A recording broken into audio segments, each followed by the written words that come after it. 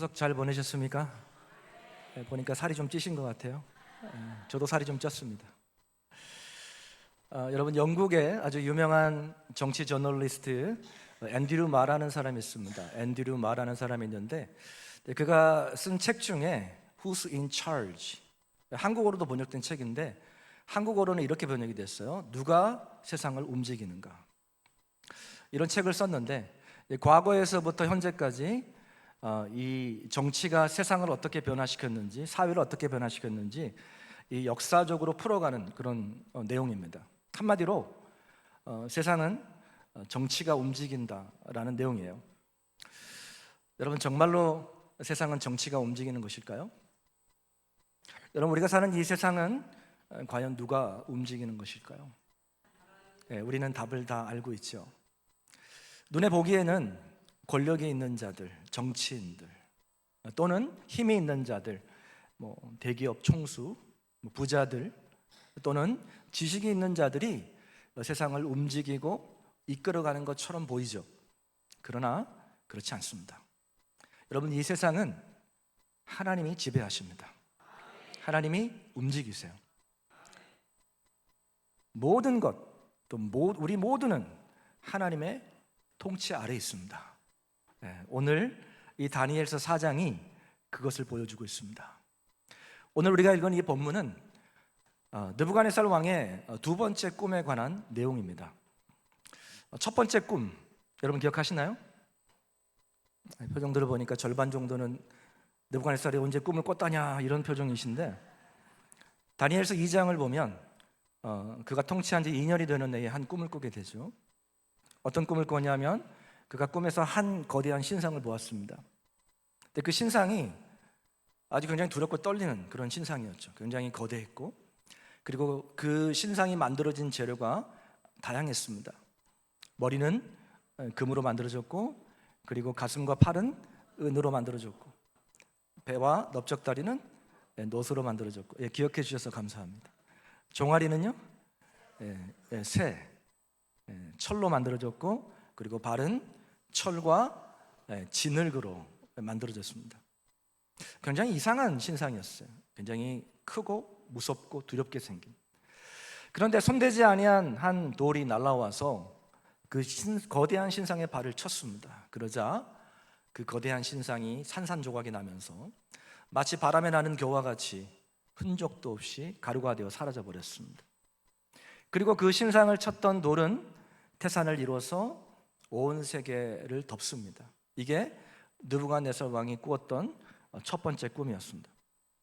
이 첫 번째 꿈은 느부갓네살 왕이 다스린 지 2년이 되는 해, 그러니까 그의 왕권 초기에 꿨던 꿈입니다. 느부갓네살 왕이 총 약 43년을 통치하거든요. 꽤 긴 세월을 통치하죠. 네, 여러분, 이 두 번째 꿈은 언제 꿨냐면 오늘 4절에 그가 언제 꿈을 꿨는지를 밝혀주고 있는데, 우리 4절 한번 같이 읽어보겠습니다. 오늘 본문 4절입니다. 시작. 집에 편히 있으며 내 궁에서 평강할 때. 자, 언제 꿈을 꿨냐면 내가 집에 편히 있으며 내 궁에서 평강할 때 그 꿈을 꿨다라는 거예요. 여러분, 이때는 이 느부갓네살 왕의 그 왕권의 그 말기, 그의 정권 말기 때 꿨던 꿈이에요. 그러니까 첫 번째 꿈을 꾸고 한참 세월이 흐르고 난 후에 꿨던 거죠. 이 느부갓네살 왕의 그 왕권 초기와 중기 때는 나라를 정복하고 전쟁하느라 쉴 틈 없이 바빴어요. 근데 그의 왕권 말기에는 이제 세계를 정복하고 그리고 바벨론 왕궁을 굉장히 화려하게 완공을 하고 난 이후에 모든 것이 평탄하고 안정되고 그런 상황이었죠. 여러분, 세계 그 7대 그 불가사리 중에 하나가 뭐냐면 이 바벨론의 공중정원이 있습니다. 아주 어떻게 이렇게 만들었을까 할 정도로 그 당시에 엄청난 기술력으로 만든 그런 건축물이죠. 그러니까 바벨론이 굉장히 화려했습니다. 자, 여러분, 그런데 그때 모든 것이 다 안정적이고 평탄할 때, 평안할 때 이 두 번째 꿈을 꾸게 된 거예요. 자, 그런데 첫 번째 꿈과 마찬가지로 이 두 번째 꿈 역시 심상치가 않았습니다. 자, 그래서 오늘 5절을 보면 자, 같이 한번 읽어보겠습니다. 5절 말씀 시작. 한 꿈을 꾸고 그로 말미암아 두려워하였으니 곧 내 침상에서 생각하는 것과 머릿속으로 받은 환상으로 말미암아 번민하게 되었다라고 얘기합니다. 아무런 문제가 없어요. 누가 쳐들어오지도 않습니다.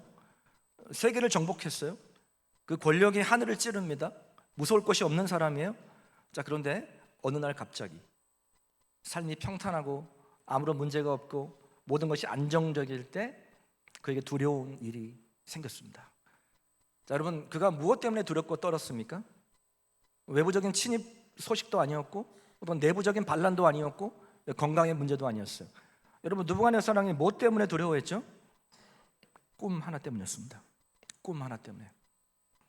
여러분, 세계를 지배한 왕이 그 꿈 하나 때문에 두려워하는 거예요. 여러분, 인간이 얼마나 연약한지 모릅니다. 권력이 있고 돈이 많아도 꿈 하나 때문에 두려워할 수 있는 것이 인간인 거예요. 인간의 연약함이죠. 그래서 이 느부갓네살 왕이 자신의 그 꿈을 해석할 만한, 자신의 그 문제를 해결할 만한 이 바벨론의 전문가들을 다 불러 모읍니다. 자, 6절 7절 말씀 같이 한번 읽어보겠습니다. 6절 7절 시작. 이러므로 내가 명령을 내려 바벨론의 모든 지혜자들을 내 앞으로 불러다가 그 꿈의 해석을 내게 알게 하라 하였더니 그때에 박수와 술객과 갈대아 술사와 점쟁이가 들어왔으므로 내가 그 꿈을 그들에게 말하였으나 그들이 그 해석을 내게 알려주지 못했다라고 이야기합니다. 여러분, 어디서 많이 본 장면 아니에요? 그렇죠. 첫 번째 이 다니엘서 2장에 이 느부갓네살 왕이 첫 번째 꿈을 꾸었던 그 장면과 너무나도 흡사합니다. 근데 차이점이 하나 있어요. 첫 번째 꿈을 꿨을 때는 그 지혜자들에게 자신이 꾼 꿈의 내용을 말해주지 않고 해석하라고 명령합니다. 근데 두 번째 꿈은 좀 달라요. 자신의 꾼 꿈을, 스토리를 다 이야기해 줍니다. 그러고 난 다음에 해석하라 그래요. 그런데 바벨론의 지혜자들이, 무당들이, 박수, 술객들이 그 이야기를 듣고 해석을 해냅니까? 못 해냅니까? 아무도 해석을 못합니다. 아무도 해석을 못해요. 자, 우린 여기서 한 가지 질문이 생기죠. 자, 어떤 질문이냐면, 자, 이번이 처음이 아니죠. 느부갓네살 왕은 왜 곧바로 다니엘을 부르지 않았을까요? 첫 번째 다니엘이 그 꿈을 해석해 줬잖아요. 말을 해주지 않았는데도 그 꿈을 맞췄잖아요. 그러면 누구를 불러야 하는 게 맞아요? 다니엘을 불러야 하는 게 맞죠. 오늘 본문을 보시면 느부갓네살 왕이 다니엘에게 뭐라고 이야기하냐면, 너는 어떤 은밀한 것이라도 내게는 어려울 것이 없는 것을 내가 아노라, 이렇게 이야기했거든요. 자, 그러면 누구를 불러야 되는 게 맞아요? 다니엘을 불러야 되는 거 맞아요. 근데 지금 누구를 불렀냐면 바벨론의 모든 지혜자들, 무당들, 그리고 술객들, 박수들을 부른 거예요. 자, 왜 그랬을까요? 몇 가지로 생각을 해볼 수 있습니다. 자, 첫 번째 꿈을 꾸고 난 다음에 두 번째 꿈을 꾼 거는 지금 수십 년이 지난 거예요. 그러니까 그 첫 번째 꿈을 잊어버렸을 수도 있는 거죠. 이거는 이제 그럴 수 있다라는 가능성을 말씀드리는 거예요. 저는 이 두 번째 이유가 맞다고 생각을 해요. 느부갓네살 왕이 다니엘을 부르지 않았던 이유는 뭐냐면 아직까지도 느부갓네살 왕이 하나님을 믿지 않았던 거예요. 누구를 믿지 않았어요? 하나님을 믿지 않았어요. 여러분, 풀무불 가운데 이 다니엘의 세 친구 사드락과 메삭과 아벳느고가 살아나왔음을 직접 보았음에도 불구하고 그 머리털 하나 상하지 않고 심지어는 탄 냄새조차도 나지 않은 그 엄청난 기적을 직접 보았음에도 불구하고 그가 하나님을 아직까지 믿지 않았던 거예요. 그래서 그가 문제를 만났을 때 인간적인 방법을 먼저 찾습니다. 세상의 지혜, 그렇죠? 세상의 방법을 찾는 거예요. 여러분, 우리는 오늘 이 바벨론 느부갓네살 왕의 모습을 보면서 우리의 모습을 보게 됩니다. 여러분, 우리 역시도 마찬가지예요. 우리의 삶 가운데 어떤 문제가 생기면 하나님을 먼저 찾고 하나님 앞에 나아가 간절히 기도하고 하나님을 의지하기보다는 먼저 해결할 사람을 찾습니다. 먼저 세상적인 방법을 찾아요. 세상적인 지혜를 찾습니다. 우리가 그럴 때가 얼마나 많은지 몰라요. 여러분, 느부갓네살 왕이 세상적인 방법으로 그 문제를 해결하려고 했어요. 여러분, 우리의 모든 문제의 해결책은 하나님께 있는 줄 믿으시기를 바랍니다. 문제의 해답은 하나님께 있어요. 그래서 느부갓네살 왕이 아무도 맞출 수가 없으니까 결국은 누구를 부르죠? 그때서야 비로소 다니엘을 부릅니다. 그리고 다니엘에게 자신이 꾼 꿈의 내용을 다 이야기해줘요. 그 꿈의 내용이 오늘 우리가 읽은 10절에서 17절까지의 내용인데요, 그 꿈의 내용은 이렇습니다. 느부갓네살 왕이 꿈에서 한 나무를 보았어요. 근데 그 나무가, 그 높이가 얼마나 높았냐면 하늘을 닿을 정도였습니다. 그리고 그 모양이 땅 끝에서도 보일 만큼 굉장히 거대한 나무였습니다. 그리고 그 가지는 아주 풍성했고, 그리고 열매가 아주 풍성해서 만민이 그 열매를 누릴 정도로 이 열매가 풍성했습니다. 그리고 그 그늘에는 이 들짐승들이 쉼을 얻고 또 새들이 그 가지에 깃들었습니다. 여러분, 좋은 꿈 같습니까? 나쁜 꿈 같습니까? 여기까지는 굉장히 좋은 꿈 같죠. 좋은 꿈이죠. 여기까지는 좋은 꿈이에요. 그런데 그 꿈이 거기서 끝나지 않습니다. 갑자기 하늘에서 한 거룩한 자가 내려와서 명령을 내리는데 그 아름답고 큰 나무를 베어버리라고 명령합니다.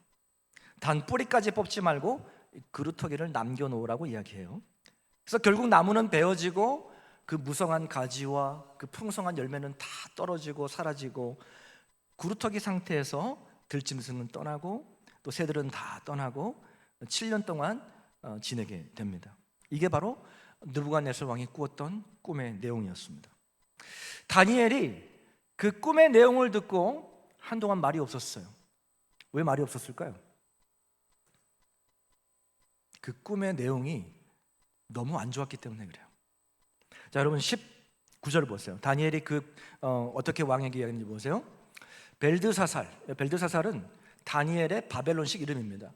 벨드사살이라 이름한 다니엘이 한동안 놀라며 마음으로 번민하는지라. 여러분, 다니엘이 그 이야기를 듣자마자 마음이 놀라고 번민했던 이유는 뭐냐면, 듣자마자 그 꿈의 내용을 파악한 거예요. 그 첫 번째 꿈을 꿨을 때는 이제 기도했거든요. 하나님 앞에 보여달라고 기도했는데, 두 번째는요, 듣자마자 하나님 그 꿈의 내용을 보여주시는 거예요. 그 뭔지를 알려주시는 거죠. 그래서 그 이야기를 듣고 너무 마음이 안 좋은 거죠. 아마 얼굴이 굳었을 겁니다. 그래서 왕이 다니엘에게 이렇게 이야기한 거예요. 벨드사살아, 너는 이 꿈과 그 해석으로 말미암아 번민할 것이 아니라 왜 이렇게 얼굴이 굳었냐? 이렇게 한 거죠. 그때 이제 다니엘이 왕에게 이야기합니다. 벨드사살이 대답하여 이르되, 내 주여, 그 꿈은 왕을 미워하는 자에게 응하며 그 해석은 왕의 대적에게 응하기를 원하나이다. 그러니까 다니엘은 느부갓네살을 정말 존경하고 또 왕으로서 정말 충성되이 섬겼던 자였죠. 아주 충직이었죠. 그 꿈이 얼마나 안 좋았는지 왕의 대적에게, 왕의 원수에게 응하기를 원합니다. 이렇게 이야기를 한 거죠. 자, 그러면서 이 꿈을 해석합니다.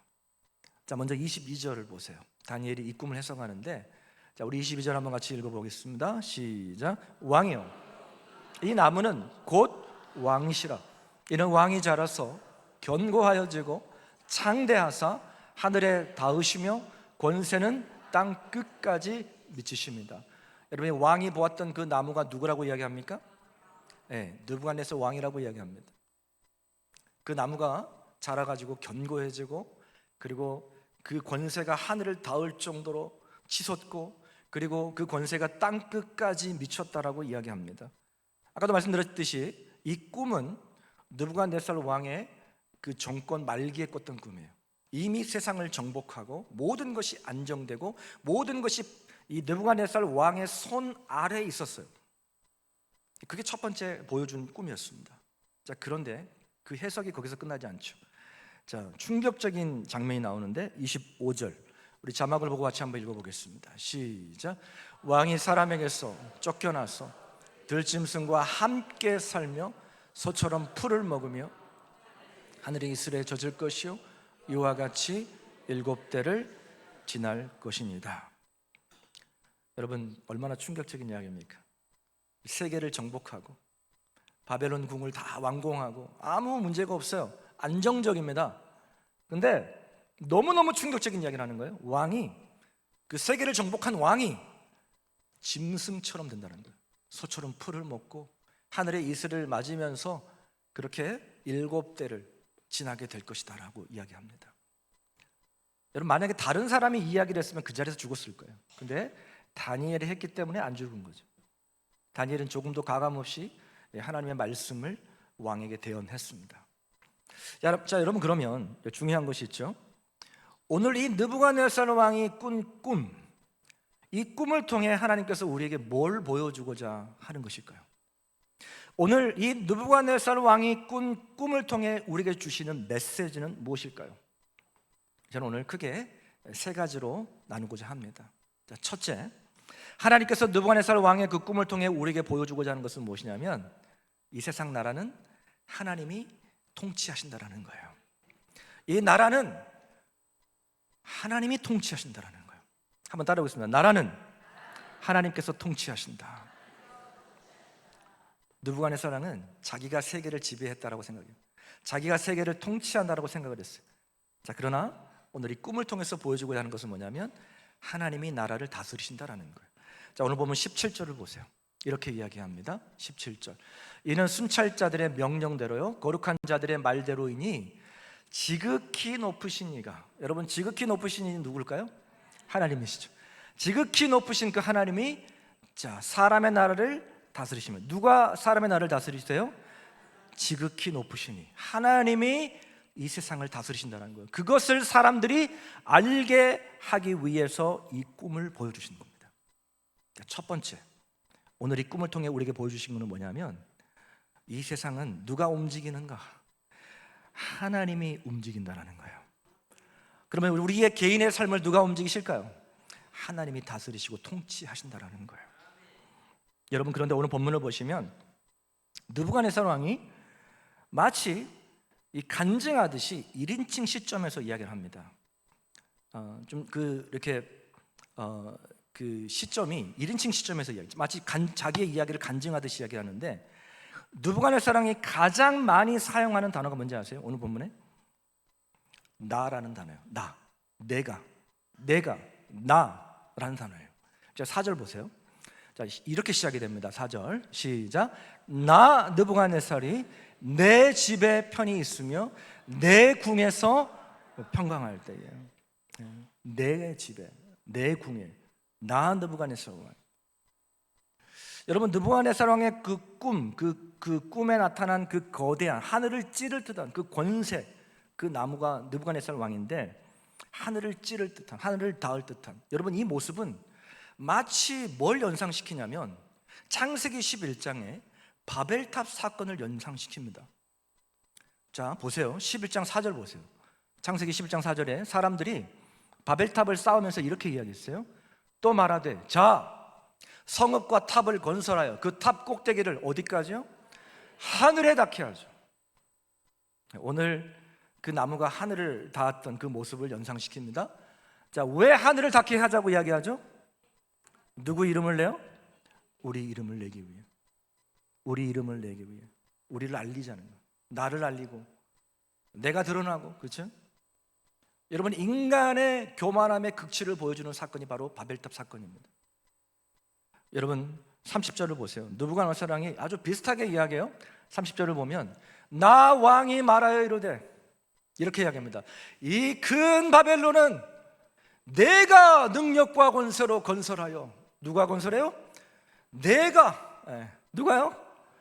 느부갓네살 왕, 내가 내 능력과 권세로 건설하여 나의 도성으로 삼고 이것으로 내 위엄의 영광을 나타낸 것이 아니냐. 여기서는 아멘할 필요는 없습니다. 여러분, 이 모든 것을 내가 했다라는 거예요. 나의 능력과 나의 권세로 다 했다라는 것입니다. 엄청난 교만이죠. 느부갓네살 왕은 자신이 세상에서 제일 높다라고 생각을 했습니다. 여러분, 옛날에 그 아이돌 가수 21 그 그룹이 불렀던 노래가 있어요. 내가 제일 잘 나가. 내가 제일 잘 나가. 그 노래 가사를 보면 진짜 단순해요. 내가 제일 잘 나가. 내가 제일 잘 나가. 이것만 계속 반복해요. 느부갓네살 왕이 지금 그렇게 이야기하는 거예요. 내가 제일 잘 나가. 거기 하나 더 붙죠. 내가 세상에서 제일 잘 나가. 틀린 말은 아니에요, 그렇죠? 바벨론이 세계를 정복했고 그 세계를 정복한 왕이 느부갓네살 왕이니까 제일 잘 나가는 왕이 맞죠? 제일 높은 왕이 맞죠? 여러분, 그러나 그가 망각하고 있었던 것이 하나 있었어요. 그것이 무엇이냐면 그가 하나님의 통치 아래에 있다는 것을 망각하고 있었습니다. 그가 하나님의 통치 아래에 있다라고 하는 것을 망각하고 있었던 거예요. 여러분, 옛날에 한 개구리가 있었습니다. 그런데 이 개구리에게는 꿈이 있었어요. 간절한 소원이 있었어요. 어떤 소원이 있었냐면 하늘을 좀 홀로 날아보고 싶은 그런 꿈이 있었습니다. 그런 소원이 있었습니다. 그래가지고 이 개구리가 독수리를 찾아갔어요. 그래서 독수리를 찾아가가지고 이렇게 사정을 했습니다. 독수리야, 나도 너처럼 좀 하늘을 홀로 날아보고 싶구나. 너의 다리를 좀 붙잡고 한 번만 날게 해다오. 간절히 막 부탁을 했습니다. 사정사정을 해가지고. 그래서 독수리가 하도 사정사정하니까 그 개구리의 부탁을 들어줬어요. 그래서 야 개구리야, 그러면은 내 다리를 꽉 붙잡아. 꽉 붙잡아. 그래서 그 독수리의 다리를 딱 붙잡고 하늘을 날아올랐습니다. 얼마나 좋았겠어요? 그 자신의 소원이 이루어졌잖아요. 자, 하늘을 날고 있는 개구리를 바라보는 땅 밑에 개구리를 바라보는 다른 개구리들이 아주 부러운 눈빛으로 그 개구리에게 이렇게 묻습니다. 우와, 너 대단하다. 누가 이런 기가 막힌 생각을 했니? 이렇게 질문했어요. 자, 그때 이 개구리가 아주 우쭐해져서 독수리를 붙잡고 있는 두 손을 놓고 내가 했지. 여러분, 그 순간 개구리는 여지없이 땅에 떨어졌고 추락했고 그 개구리가 아직까지도 소식이 없다라는 그런 이야기였습니다. 보니까 한 2명 정도 아직 이해를 못하신 분이 계시는데, 이해를 하신 분이 설교 끝나면 한번 설명을 해 주십시오. 여러분, 하나님은 교만한 자를 물리치십니다. 하나님은 누구에게 은혜를 주시냐면 겸손한 자에게 은혜를 주세요. 잠언 3장 34절에 그렇게 이야기해요. 우리 같이 읽어볼까요? 시작. 진실로 하나님은 교만한 자를 비웃으시며 미워한다라는 거예요. 물리치신다라는 거예요. 하나님은 누구에게 은혜를 주시느냐? 겸손한 자에게 은혜를 주시는 줄 믿으시기를 바랍니다. 느부갓네살 왕은 자신이 세상에서 제일 높다라고 생각했어요. 내가 전 세계를 지배한다라고 생각했어요. 모두가 자기 발 아래 있다라고 생각했어요. 자기 통치 아래 있다라고 생각했습니다. 여러분, 교만이죠. 그래서 하나님께서 그를 낮추시는데 어디까지 낮추시냐면 그를 인간이 아니게 만들어 버립니다. 짐승처럼 만들어 버려요. 소처럼 풀을 뜯게 하고 짐승 같은 모습을 하게 돼요. 그렇게 낮춰버립니다. 여러분, 하나님께서 언제까지 그를 낮추신지 아세요? 그가 하나님의 주권을 인정할 때까지. 자, 여러분 보세요. 32절 보세요. 네가 사람에게서 쫓겨나서 들짐승과 함께 살면서 소처럼 뿔을 먹을 것이요, 이와 같이 7대를 지내서 지극히 높으신 이가 하나님이 사람의 나라를 다스리시며 자기의 뜻대로 그것을 누구에게든지 주시는 줄을 알기까지, 하나님의 주권을 인정할 때까지, 네가 낮아질 때까지, 그때까지 낮추시겠다라는 거예요. 사랑하는 성도 여러분, 하나님의 주권을 우리는 인정해야 됩니다. 여러분, 우리 모두는 하나님의 통치 아래 있어요. 여러분, 대통령이 이 나라를 움직이는 게 아닙니다.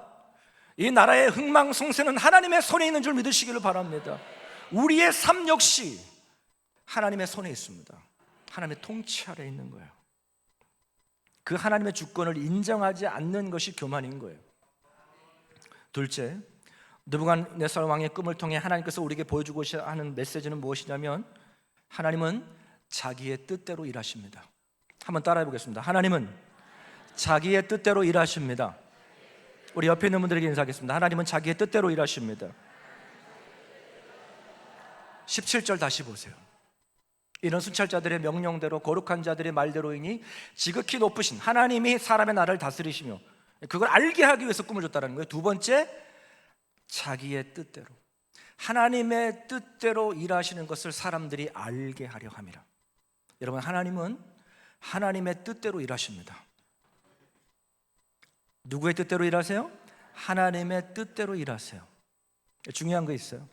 우리의 뜻과 하나님의 뜻이 다를 때가 많다라는 거예요. 하나님이 좀 내 뜻대로 일을 해주시면 좋겠는데 내 뜻대로 안 될 때가 너무 많아요. 그렇죠? 여러분, 그 이유가 뭔지 아세요? 이사야서 55장에 이렇게 이야기합니다. 이사야 55장 8절 9절 보면은, 이는 왜 하나님의 뜻과 우리의 뜻이 다르냐? 이는 내 생각이, 하나님의 생각이 우리의 생각과 다르다는 거예요. 왜 하나님의 뜻과 우리의 뜻이 다르냐? 하나님의 길과 우리의 길이 다르다는 거예요. 근데 중요한 게 있어요. 9절입니다. 9절 같이 한번 읽어볼까요? 시작. 이는 하늘이 땅보다 높음 같이 내 길은 너희의 길보다 높으며 내 생각은 너희의 생각보다 높음이니라. 아멘. 하나님의 생각이, 하나님의 길이 우리의 길보다, 우리의 생각보다 높은 줄 믿으시기를 바랍니다. 무슨 말이냐면 우리의 생각보다, 우리의 길보다 하나님의 길이 옳다라는 거예요. 언제나 하나님이 오르세요. 그러므로 우리는 내 뜻대로 되지 않아도 하나님의 뜻을 신뢰해야 될 줄 믿으시기를 바랍니다. 그리 아니하실지라도, 다니엘의 세 친구들처럼 내 뜻대로 안 돼도, 그리 아니하실지라도 하나님의 뜻과 섭리를 믿는 믿음이 우리에게 있어야 될 줄 믿으시기를 바랍니다. 여러분, 하나님의 뜻과 내 뜻이 달라요. 저는 원래 목사가 되고 싶지 않았어요. 그리고 저는 목사 아들로 태어나고 싶지도 않았습니다. 저는 돈 많은 장로님 아들로 태어나고 싶었습니다. 태어나 보니까 목사 아들로 태어난 거예요. 저는 어렸을 때부터 진짜 목사 아들이라는 소리가 너무 듣기 싫었어요. 시골교회 목사 아들, 천막교회 목사 아들. 저는 지금도 목사 자녀들을 보면 마음에 치근함이 생겨요. 그냥 마음이 짠해요. 여러분, 그런데 내가 지금 와서 돌이켜봐서 보면은 그 모든 것이 하나님의 뜻이었다는 것이 깨달아졌을 때 얼마나 제가 하나님께 죄송하고 또 지금 감사한지 모르겠습니다. 여러분, 만약에 내 뜻대로 됐다면 저는 목사 안 됐습니다. 여러분, 제 뜻은요, 목사님이 아니라 회장님이 제 뜻이었어요. 목사님이 되는 게 아니라 회장님이 되는 게 제 뜻이었습니다. 제 뜻은요, 11조 많이 하는 돈 많은 장로님이 되는 게 제 뜻이었어요. 근데 하나님의 뜻은 그것이 아니었어요. 저를 목회자로 부르셨습니다. 여러분, 만약에 모든 것이 내 뜻대로 되었다면 우리는 이 자리에 있을 수 없습니다. 모든 것이 내 뜻대로, 내 계획대로 되었다면 여러분, 우리 중에 이 자리에 앉은 사람 아무도 없습니다. 여러분, 하나님께서 자기의 뜻대로 일하셨기 때문에 오늘 저와 여러분이 하나님의 자녀로 선 줄 믿으시기를 바랍니다. 이 두 번째, 이 꿈을 통해 우리에게 주시는 메시지가 바로 그거예요. 하나님은 자기의 뜻대로 일하셔요. 그러므로 내 뜻대로 안 돼도, 그렇죠? 내 계획대로 안 돼도 하나님의 뜻과 섭리가 있음을 믿으시기를 바랍니다. 그리 아니하실지라도 감사할 수 있는 그런 믿음의 사람들 되시기를 주님의 이름으로 축복합니다. 마지막 세 번째입니다. 이 느부갓네살 왕의 그 꿈을 통해서 우리에게 보여주고자 하는 메시지는 무엇이냐면 하나님은 낮은 자를 높이신다라는 거예요. 한번 따라 보겠습니다. 하나님은 낮은 자를 높이십니다. 우리 옆에 있는 분들께 인사하겠습니다. 하나님은 낮은 자를 높이십니다. 17절 다시 보세요. 17절. 이는 순찰자들의 명령대로 거룩한 자들의 말대로이니 지극히 높으신 하나님이 사람의 나라를 다스리시고 그리고 하나님의 뜻대로 일하시고 또 지극히 천한 자를 그 위에 세우시는 줄을 사람들이 알게 하기 위해 이 꿈을 주신 겁니다. 여러분, 하나님은요 지극히 천한 자를 세우시는 줄 믿으시기를 바랍니다. 여러분, 세상의 나라와 하나님의 나라는 완전히 정반대예요. 세상의 나라는 힘 있고 능력 있고 똑똑한 사람을 세우죠. 아닌가요?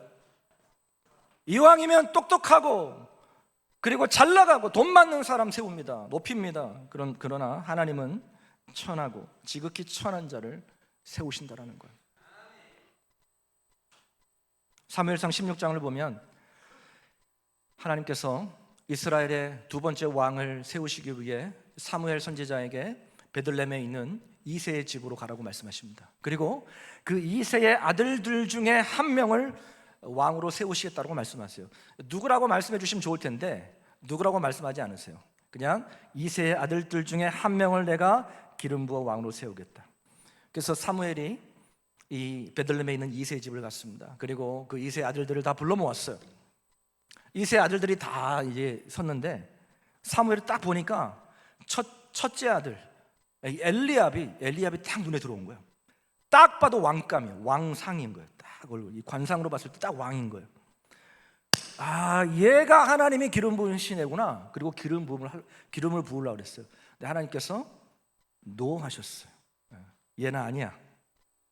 그러면서 뭐라고 말씀하셨냐면 사람의 용모와 키를 보지 말라 이렇게 말씀하십니다. 둘째인가? 둘째 기름을 부는 게 얘도 아니야. 셋째도 아니야. 여러분, 하나님이 누구에게 기름을 부으신지 아세요? 여러분, 그 자리에 있지도 않았어요. 그 아버지 이새가 막내 다윗은 부르지도 않았어요. 무슨 말인지 아세요? 얘는 자격 미달인 거예요. 아버지가 봤을 때도 얘는 왕이 될 만한 애가 아닌 거죠. 근데 하나님께서는 그 미천한 소년 어린 다윗을 세워주셨습니다. 우리 하나님은 지극히 천한 자를 세우십니다.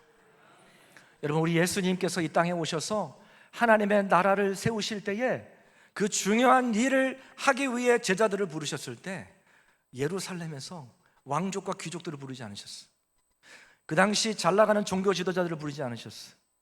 그 당시 갈릴리 촌 그 변방에 물고기 잡는 어부들을, 평범한 어부들을 부르셔서 하나님 나라를 세우는 그 일을 하셨어요. 여러분, 하나님 나라에 비하면 물고기 잡는 어부들은 정말 미천한 존재들이었습니다. 그러나 하나님은 그 지극히 미천한 자들을 하나님은 세우셨습니다. 여러분, 하나님은 작은 일에 충성한 자를 귀하게 여기십니다. 내가 지금 큰 일을 하고 있느냐 작은 일을 하고 있느냐, 여러분 그게 중요한 게 아니에요. 하나님은 내가 어느 곳이든지 간에 그 작은 일에, 다른 사람들이 보기에 보잘것없는 그 작은 일에 최선을 다할 때 하나님은 그걸 기쁘게 여기시고 귀하게 여기시고 하나님은 크게 사용하실 줄 믿으시기를 바랍니다. 사랑하는 성도 여러분, 우리 모두는 하나님의 통치 아래에 있습니다. 그렇다면 하나님의 통치 아래에 있는 하나님의 주권을 믿는 우리는 어떻게 살아야 될까요? 오늘 세 가지로 말씀드렸어요. 첫 번째, 우리는 하나님 앞에 겸손해야 합니다. 절대 교만해서는 안 돼요. 내가 아니에요. 하나님이 하셨습니다. 모든 것을 하나님이 하셨습니다. 우리는 모든 것을 하나님께 영광을 올려드려야 됩니다. 하나님을 인정해야 돼요. 그게 겸손입니다. 두 번째, 모든 상황 속에서 하나님의 뜻과 섭리를 믿어야 됩니다. 하나님은 그분의 뜻대로 일하시기 때문에 내 뜻대로 되지 않는다 할지라도 하나님의 뜻과 섭리가 있는 줄 믿으시기를 바랍니다. 그래서 그리 아니하실지라도, 내가 계획한 대로 안 되고 내 뜻대로 안 돼도 하나님의 뜻과 섭리를 여러분 믿으시기를 바랍니다. 여러분, 그래야지만이 잘 될 때도 교만하지 않고 안 될 때도 낙심하지 않을 수가 있는 거예요. 왜냐? 하나님의 뜻과 섭리가 있기 때문이죠. 마지막 세 번째, 여러분 맡겨진 자리에서 최선을 다하십시오. 비록 내가 하는 일이 보잘것없고 작은 일이라 할지라도 하나님은 천한 자를 높이십니다. 다시 말씀드리면 하나님께서는 작은 일에 충성한 자를 귀하게 여기신다라는 거예요. 사랑하는 여러분, 세상을 움직이시는 분은 하나님이십니다. 그 하나님이 우리의 삶도 친히 움직이십니다. 여러분, 이번 한 주도 그 하나님의 통치 아래 우리가 겸손하고 감사함으로 주님께 영광 올려드릴 수 있는 저와 여러분 되시기를 주님의 이름으로 축복합니다. 아멘. 우리 함께 찬양합니다. 나의 가는 길 주님 인도하십니다. 그는 보이지 않아도 지금도 우리를 위해 일하고 계십니다.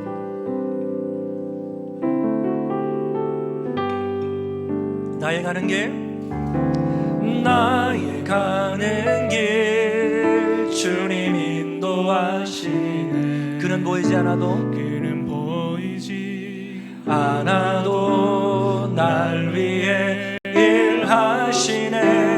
주 나의 인도자 항상 함께 하시네. 사랑과 힘 베푸시며 인도하시네. 인도하시네. 나의 가는 길, 나의 가는 길. 손 들고 찬양할까요? 그는 보이지 않지만 나를 위해 일하고 계십니다. 보이지 않아도 날 위해 일하시네. 주 나의 인도자 항상 함께 하시네. 사랑과 힘 베푸시며 인도하시네. 인도하시네. 광야의 길을 만들고 광야의 길을 만드시고 날 인도해. 사막의 강을 만드신 것, 사막의 강 만드신 것 보라. 하늘과 땅 변해도, 하늘과 땅 변해도 주의 말씀 영원히 내 삶 속에 새 일을 행하리. 나의 가는 길, 나의 가는 길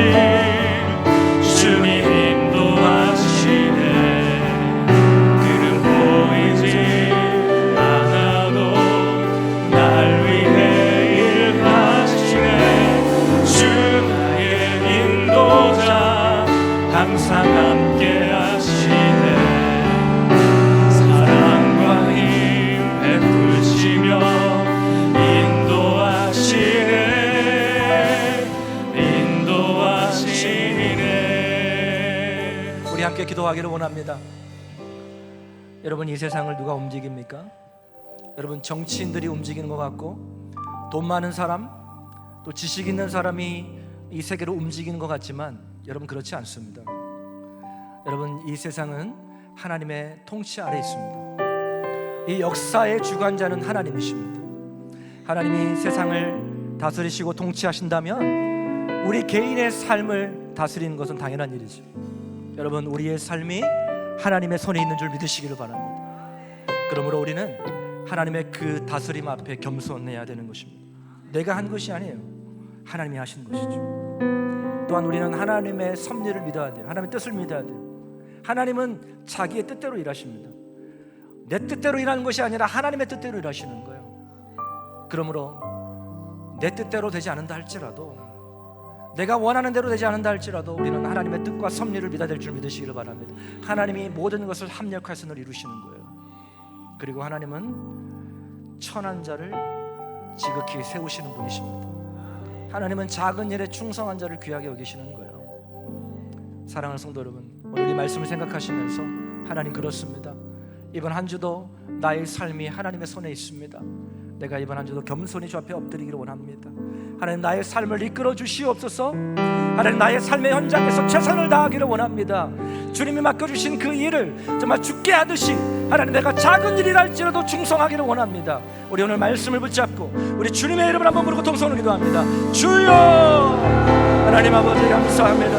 하나님 아버지, 오늘 말씀을 통하여서 우리에게 귀한 하나님의 음성을 듣게 하시면 감사합니다. 하나님, 우리의 삶이 하나님의 손에 있음을 고백합니다. 하나님, 우리 교회가 하나님의 손에 있음을 고백합니다. 하나님, 우리의 가정이, 우리의 자녀가 하나님의 손에 있음을 고백합니다. 주님, 우리를 불쌍히 여겨주시옵소서. 주여, 하나님, 우리가 하나님의 그 능력 앞에 우리가 늘 겸손히 엎드려 하나님의 주권을 인정하는 그런 겸손한 삶을 살기 원합니다. 하나님, 내 뜻대로 되지 않는다 할지라도, 하나님, 내가 원하는 대로 되지 않는다 할지라도, 하나님, 그리 아니하실지라도 우리가 하나님의 주권을 믿고 하나님을 인정하고 하나님을 의지하게 만들어 원합니다. 주여, 하나님, 붙잡아 주시옵소서. 하나님, 내게 맡겨주신 위에 우리가 최선을 다해서 감당하게 도와주시고 하나님을 기쁘시게 하는 동질께 모든 성도님들이 되게 하여 주시옵소서.